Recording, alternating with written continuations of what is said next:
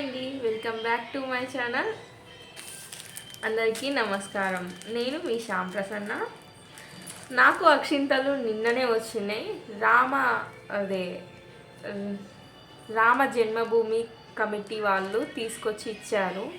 నాకెంతో చాలా హ్యాపీగా ఉంది. నేను ఆ వార్త అంటే మెసేజ్ విన్నాకాంచాలి నాకు ఫుల్ ఎగ్జైట్మెంట్ ఉండేది. అక్షింతలు నా చేతికి ఎప్పుడు వస్తాయి అని మస్తుండేది. అయోధ్య నుంచి మన ఇంటి వరకు ఆ రామయ్య తండ్రి మన కోసం పంపించిండు.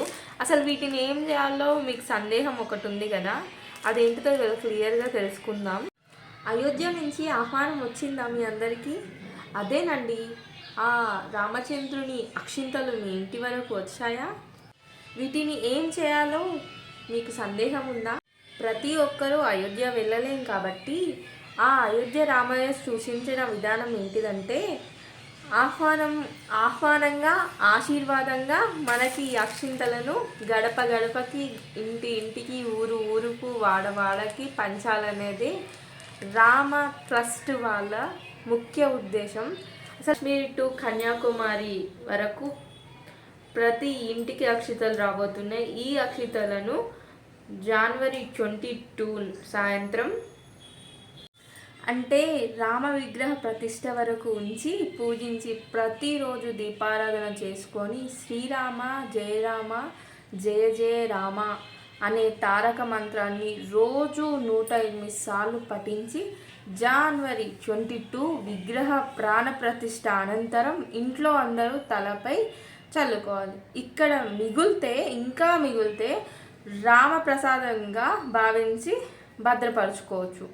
అక్షంతలు రాని వాళ్ళు చింతించకండి. రామ ప్రియభక్తులైన మీకు అవి పక్కా చేరుతాయి. ఒకవేళ మీలో ఎవరికైనా వస్తే రాని వారికి కొంచెం పంచండి. తీర్థక్షేత్రం ట్రస్ట్ వాళ్ళు ఈ రామ మందిరాన్ని కట్టడానికి ఒక డొనేషన్ లెక్క ఒక అకౌంట్ని ఓపెన్ చేశారంట. అప్పుడు ప్రజలలో రాముని మీద ఉన్న భక్తికి ఆ డొనేషన్స్ ఎంత వచ్చాయంటే వాళ్ళు అనుకున్న దానికన్నా 3 రెట్లు ఎక్కువ వచ్చినాయంట. అవి 3,900 కోట్లు రామ జన్మభూమి కోసం వచ్చాయి. అయోధ్యలో రామ మందిరం ఉండాలని అది నెరవేరిన సందర్భంగా సంతోషంతో ఆ ట్రస్ట్ డొనేషన్ స్టాప్ చేసేసిందంటే ఇంకా పంపిస్తున్నారు వీళ్ళు అని, వాళ్ళకు అనుకున్న దానికన్నా ఎక్కువ వచ్చిందని స్టాప్ చేసిళ్ళంట.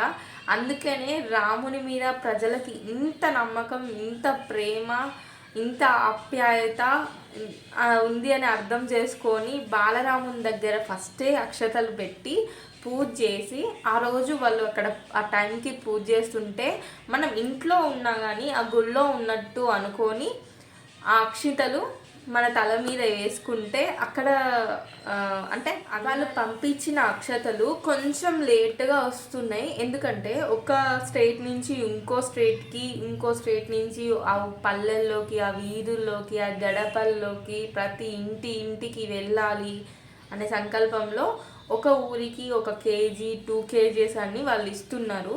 వాళ్ళు ఇక్కడికి తెచ్చాక ఏం చేస్తున్నారంటే మన దగ్గర ఉన్న బియ్యం అంటే దేవస్థానం తరఫున ఉన్న బియ్యంలో అక్కడి నుంచి అయోధ్య నుంచి వచ్చిన అక్షతలు కలిపి మనకు ఇంటింటికి పంపిస్తున్నారు. వాళ్ళంత కృషితో మనకు పంపిస్తున్నారు. అందులో ఎంత శ్రమ ఉందో మనం అర్థం చేసుకోవాలి. ఒక 1 డే 2 డేస్ అలా అవుతుంది కానీ పక్కా మన ఇంటికి మాత్రం అక్షంతలు వస్తాయి. ఎవ్వరు రాని వాళ్ళు కంగారు పడకండి, పక్కా వస్తాయి. ఒకవేళ మీ దగ్గర రాకపోతే ఎక్కడైనా టెంపుల్ దగ్గరికి, ఆంజనేయ స్వామి టెంపుల్ దగ్గరికి వెళ్ళేసి మాకు ఇలా అక్షతలు రాలేదు, కొంచెం మాకు ఏమైనా హెల్ప్ చేయండి, ఎలా రావాలో అర్థం కావట్లేదు, ఎలా తీసుకోవాలో అర్థం కావట్లేదు, ఏం చేయాలి అని అడగండి. నేను అలానే అడిగా మా పక్కన ఉన్న ఆంజనేయ స్వామి టెంపుల్లో. ఎందుకంటే ఇది సిటీ, వస్తుందో రాదో అన్న టెన్షన్తో అడిగితే ఆయన ప్రత్యేకంగా ఆ రోజు వాళ్ళ గుడికి రాగానే నాకు ఫోన్ చేసి అమ్మ ఈరోజు అక్షతలు వచ్చాయి, వచ్చి తీసుకెళ్ళు అని ఇన్ఫర్మేషన్ ఇచ్చిండు. మా ఆయన వెళ్ళి తీసుకొని వచ్చిండు. వాళ్ళు వచ్చి ఈ ప్యాకెట్ ఇచ్చినప్పుడు నాకు మాత్రం ఇది హనుమాన్ టెంపుల్కి వెళ్ళి స్వయంగా అందులో అంటే వాళ్ళు ఇంకా వేరే బియ్యం ఏం కలపలేదంట, వాళ్ళ కోసం పక్కన పెట్టింది. నాకు వచ్చింది అయోధ్య నుంచి ప్యూర్ అక్షంతలు ఇవి. కలర్ చూడండి ఎంత రెడ్గా ఉన్నాయో.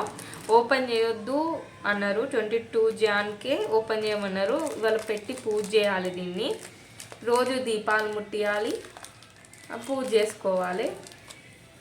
అయితే ఇవి తెచ్చేటప్పుడు కొన్నే ఇస్తున్నారు వాళ్ళు. కొన్నే ఇచ్చిన దాన్ని మనం ఏం చేయాలంటే, వాళ్ళు రాకముందే వాళ్ళు వస్తున్నారని ఒకవేళ మీకు ఇన్ఫర్మేషన్ ఉంటే కొన్ని ఒక కప్పులో ఒక పిడికెడు లేకపోతే ఒక 2-3 పిడికలు మీ ఇష్టం, దీన్ని స్టోర్ చేసుకోవాలి అన్న మీ ఉద్దేశం ప్రకారం మీరు ఆ బియ్యాన్ని కలుపుకొని అందులో ఈ అక్షంతలు కలుపుకుంటే ఈ పవిత్రత ఆ బియ్యానికి కూడా వచ్చి అవి కూడా అంత పవిత్రంగా అవుతున్నాయి అని ఒక ఇన్ఫర్మేషన్ నాకు అయ్యగారు చెప్పిండు.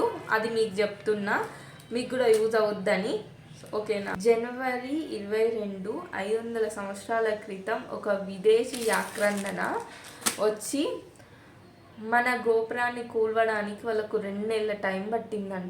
150,000 మంది ప్రజలను, 100 గ్రామాలను చంపి 70,000 మందిని బలవంతంగా మతం మార్చినాకనే ఆ 2 నెలల్లో ఆ గోపురాన్ని కూల్వడం సాధ్యమైందంట వాళ్ళకి. ఎన్నో లక్షల మంది ప్రాణత్యాగాల తర్వాత ఇప్పుడు మన రామ జన్మభూమి మందిరం కట్టుకుంటున్నాం. అందుకనే 5 సంవత్సరాల క్రితం జరిగిన ఒక బ్యాడ్ సిచ్యువేషన్ ప్రతీకగా ఈ 5 దీపాలను మనం వెలిగించాలి. అవి ఎలా పెట్టాలంటే 2 దేవుని దగ్గర, 2 గడపకు అటువైపు ఇటువైపు పెట్టి, ఒకటి తులసి కోట ఉంటే తులసి కోట దగ్గర, లేకపోతే అది కూడా ఏదైనా ఫ్లవర్ తొట్టి దగ్గర పెట్టినా సరిపోద్ది. అలా పెట్టాక వాళ్ళు ఇచ్చిన అక్షింతలు ఉంటాయి కదా, అవి ఇంటిల్లిపాది అక్షింతలు తలపై చల్లుకుంటే సరిపోద్ది. ఈ అక్షింతలు మన స్వాభిమానానికి, దేశ ప్రతిష్టకు, జాతి గౌరవానికి ప్రతీక. ఈ అయోధ్య రామ మందిరంలో ఒక విశేషత ఉంది. ఏంటిదో తెలుసా? ఏటా శ్రీరామనవమి మధ్యాహ్నం 12 గంటలకు సూర్యకాంతి కిరణాలు గర్భగుడిలో ఉన్న బాలరాముని నుదిటిని తాకే విధంగా నిర్మించారంట. ఎంత టెక్నాలజీ వాడారో కదా. మళ్ళీ ఈ గుడి 100 ఏళ్ళ వరకు చెక్కు చెదరకుండా ఉండేలా కట్టి, అక్షితలతో పాటు శ్రీరాముని జన్మభూమి రామ మందిరం ఫోటో పూజ రూమ్లో పెట్టుకొని పూజించుకోవచ్చు. అలాగే ఇది కూడా పెట్టిళ్ళు. దీంట్లో అన్నీ మీకు రివర్స్ కనబడుతున్నాయి కావచ్చు, నేను ఫ్రంట్ కెమెరా పెట్టా. ఇందులో ఏంటంటే రామ జన్మభూమి నిర్మాణము ఎలా జరుగుతుంది అది. ఈ పేపర్లో అన్ని విషయాలు ఉంటాయి, ఒక అక్షతలది తప్ప. అక్షతలది కూడా ఇస్తే బాగుండని అనిపించింది. ఎందుకంటే కొంతమంది తెలియక ఏం చేయాలో అర్థం కాదు. బాలరాముని పేరు నేను ఇక్కడ ఒక కార్డు విన్నా, శ్రీరామ్ లాలా. ఎంత బాగుందో కదా. ఇదంతా చదివాక దీంట్లో ఒక అక్షతలది మిస్ అయిందని అనిపించింది. మీకు కూడా అలా అనిపిస్తే నాకు కామెంట్ చేయండి. అంతేకాదండి, ఈ అరుణ్ యోగిరాజ్తో చెక్కబడిన బాలరాముని విగ్రహం ఎంపికైంది. ఈ పేరు తరతరాలుగా గుర్తుండిపోతుంది. అదేవిధంగా ఈ స్థితి చిరస్థాయిగా నిలిచిపోతుంది. అక్షితలు రావడం కాదు ముఖ్యం, రామయ్య తండ్రి రాజ్య స్థాపన మనకు ముఖ్యం. స్వాగత సుమాంజులతో సిద్ధం కావడం మన కర్తవ్యం. జై శ్రీరామ్.